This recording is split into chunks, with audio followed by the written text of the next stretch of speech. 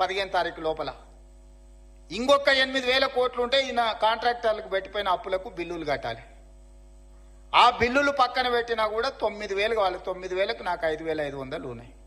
అందుకే ఓ నెల ఆశా వర్కర్లకు పెండింగ్ పెడితే, ఓ రోజు అంగన్వాడీ వర్కర్లకు పెండింగ్ పెడితే, ఓ రోజు షాదీ ముబారక్ పెండింగ్ పెడితే, ఓ రోజు కళ్యాణ లక్ష్మి పెండింగ్ పెడితే, అంటే ఓ నెల పాల పైసలు ఇచ్చి ఇంటికి రాయపి, ఓ నెల ఇంటికి రాయి ఇచ్చేసి పిల్లల ఫీజులు బకాయిలు పెట్టి పిల్లల ఫీజులు ఒక నెల కట్టి ఇట్లా రొటేషన్ చేసే పనే జరుగుతుంది.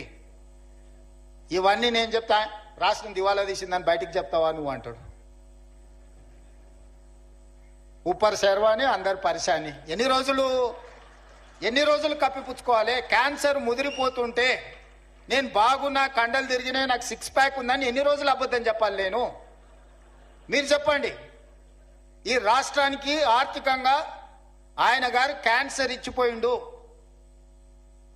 ఆ క్యాన్సర్ నుంచి నేను కోలుకొని దాన్ని ఏదో రకంగా ఆరోగ్యం సాధించి దీన్ని ముందుకు తీసుకెళ్లాలనే ప్రయత్నం చేస్తుంటే నువ్వేం చేయలేదు, నువ్వు దిగిపో అంటాడు. అరే మీరు అందరు 5 ఏళ్ల కోసం కదా ఎక్కించింది, నా పేరు మీదనే మీ దగ్గరకు వచ్చి దండం పెడితే. రాహుల్ గాంధీ గారు వచ్చి అరే గీననే మా ఓడి నన్ను చూసి ఓటేరి, నన్ను కూడా చూసి ఓటేరు అని 10 నెలలకే దిగిపో అంటాడేంది? 10 ఏళ్ళు కుర్చీలో కూర్చున్నాయన. ఇప్పుడు మీరు ప్రభుత్వ ఉద్యోగులు, ఇవాళ మీకు నియామక పత్రం ఇస్తున్నాం, వచ్చే సంవత్సరం మీరు రిటైర్ అయిపోండి, మీరు దిగిపోందంటే మీరు ఊరుకుంటారా మిత్రులారా? మీకు ఒక నిబంధన ప్రకారమే మిమ్మల్ని నియామకం చేపడుతున్నాం కదా. ఇవాళ మీకు నియామక పత్రాలు అందిస్తున్నట్టు ఒక నియమ నిబంధనల ప్రకారమే కదా. మరి ఒక 5 ఏళ్ల కోసం మీరు ఆశీర్వదించి 65 సీట్లు ఇచ్చి, సార్ నువ్వు నడుపు, మేము ఉంటాము, ఏంది కష్టం నష్టం వస్తే మేము అండగా పడితే ఓ పూట వెనక ముందైనా కలిసి అవసరమైతే అందరం కలిసి ఓ పూట ఉపాసం బండి అయినా మంచి చేద్దామని మీరు అందరు సహకరిస్తుంటే వాళ్ళ బాధ ఏంది, వాళ్ళ దుఃఖం ఏంది? ఎప్పుడైనా చూసిర్రా వాళ్ళ అసహనం, వాళ్ళ కోపం? ఏం గుంజుకున్నా వాళ్ళది? నేను ఏం ఫామ్ హౌస్ గుంజుకున్నానా?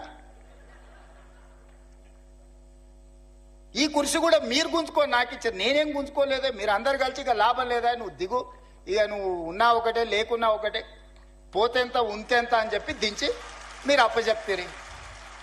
నేను పని చేయనియాలి కదా నన్ను.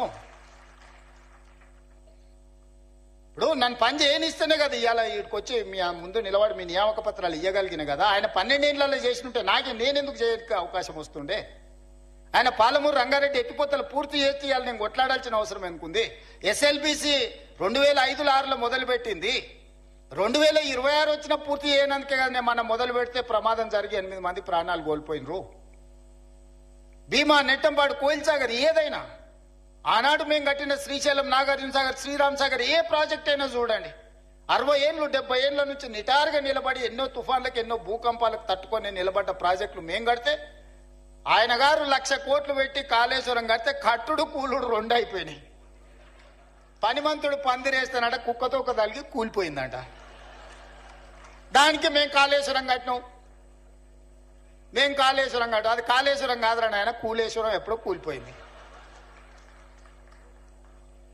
ఆయన ఏ మాత్రం సిగ్గుపడకుంటే అబద్ధాలు మొత్తం ఫ్యామిలీ ప్యాకేజ్లో అబద్ధాలు మాట్లాడతారు.